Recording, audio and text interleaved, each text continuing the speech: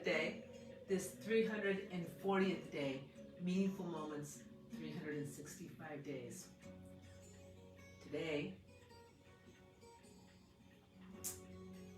honoring and celebrating St. Nicholas Day as one of the celebrations that we do at Advent time in my home.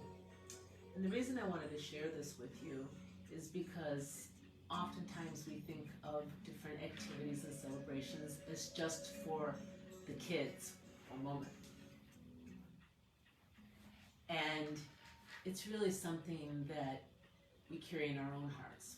So just to share with you a little bit about St. Nicholas, if you're not familiar with it, on this second week of Advent, on December 6th, it is this mythic story and legend. And of course, we can take all these different stories and have lots of different interpretations.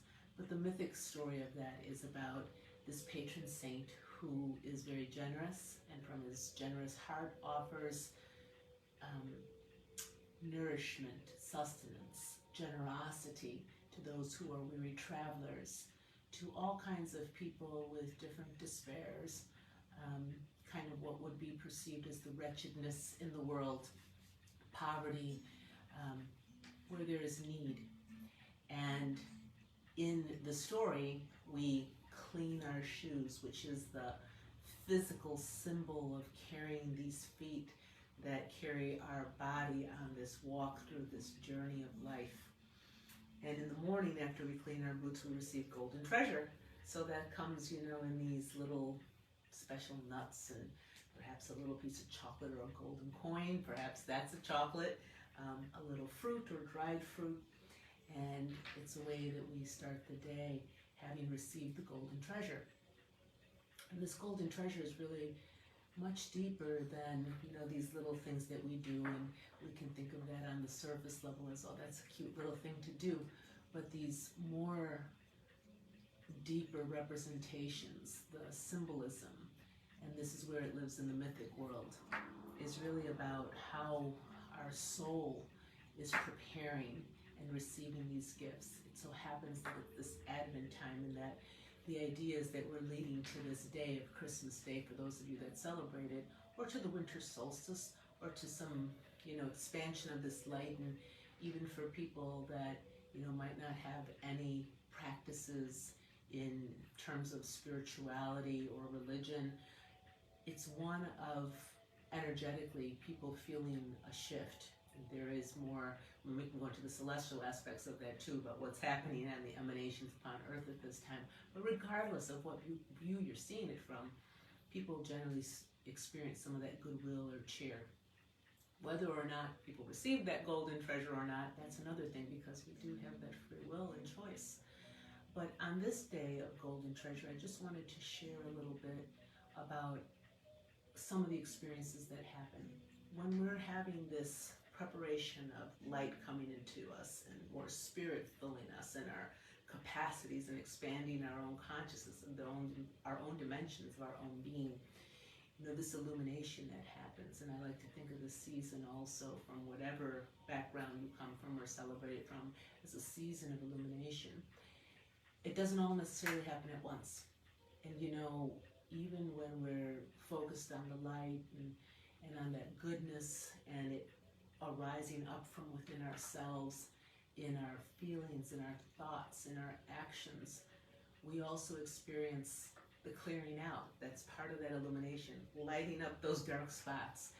And sometimes we, every one of us, can exhibit those shadows that lie in the unconsciousness, that are left over from wounds, that are left over from aspects of ourselves that we hid away, parts that we disowned, parts that we were too scared or fearful to face. And I just want to share with you that that's not a weakness. You know, that happens to every one of us. There isn't a human alive that isn't living with something that is in the unconsciousness. That's part of that evolution of our own selves and in the collective as a whole. And when we're doing that work, sometimes the expressions or the appearances of them can look ugly, hideous, can be very frightening to ourselves or to our loved ones. And it's usually in the realm of family and loved ones that we experience this, because this is where we are most unguarded, where we allow the most of us to just come out, and therefore the unconsciousness spills out. But when we're perceiving this from that view, that we can stand back and watch this happen, whether it's in us or in a loved one around us, we can gain greater perspective. We can come with a compassion, with an empathy. And when we do this work in ourselves, then we can begin to do that outside with that circle of loved ones, and then beyond into the world. And this is what frees up and releases that judgment. That's such a thick, dense energy in the world of all this judgment that we do. This perception of the sinners and the saints, and identifying with one or the other, when in fact we are the sinners and the saints, every one of us. And every time we have these pieces of ourselves that are lying in the unconscious or hidden, it has potential to be the sin of us not recognizing that or carrying out in our expressions from that place. And then the honoring of that, which is a very courageous move to step into that place of recognition, identification, differentiation, integration, and then transcendence.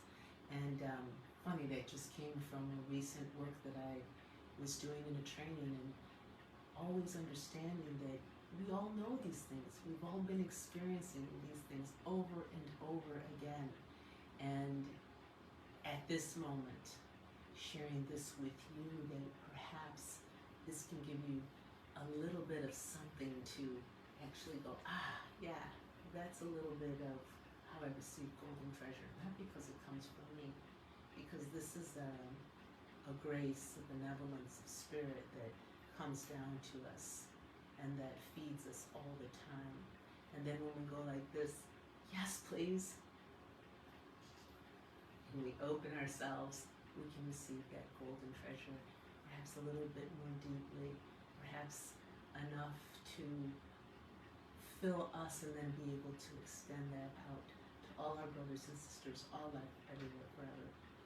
So with you on the second week of Advent, as we prepare for that greater illumination that comes to us again and again and again, and receiving the golden treasures. Aho, friends. Blessings.